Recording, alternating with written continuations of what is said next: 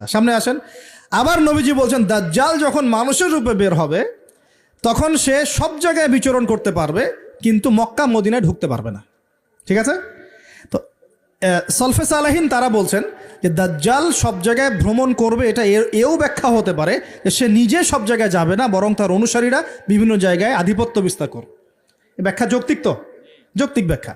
এরপরে যখন সে মদিনায় ঢুকতে পারবে না, দেখবে যে এখানে ফেরেশতারা একদম খোলা তরবারি হাতে দাঁড়ায় আছে, ঢুকতে পারবে না, তখন সে মদিনার কাছাকাছি একটা জায়গায় বসতি গাড়বে, গেড়ে তার অনুসারীদেরকে আহ্বান করবে। কিভাবে?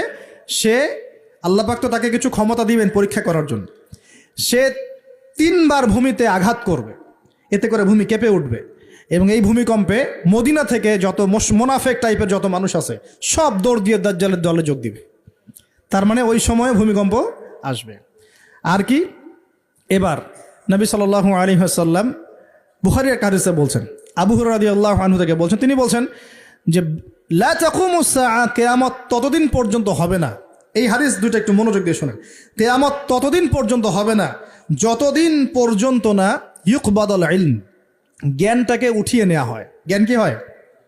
উঠিয়ে নেওয়া হয়। নবী আরো বলছেন ইউকবাদুল ইলম ওয়া তাকসুরু জালাজিল, এবং বেশি বেশি ভূমিকম্প না হচ্ছে। 2 নম্বর কি?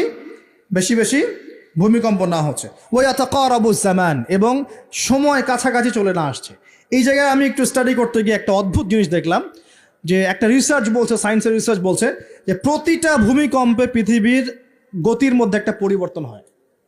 প্রতিটা ভূমিকম্পে পৃথিবীর গতির মধ্যে একটু একটু পরিবর্তন হয়, এবং সময় সংক্ষিপ্ত হয়ে আসে। সময় কি হয়? সংক্ষিপ্ত হয়ে আসে। পৃথিবীর ভিতরে আছে, নিচে আছে কিন্তু আগুন, কি আছে? আগুনের স্তর আছে। একদম নিচে একটা ইনার কোর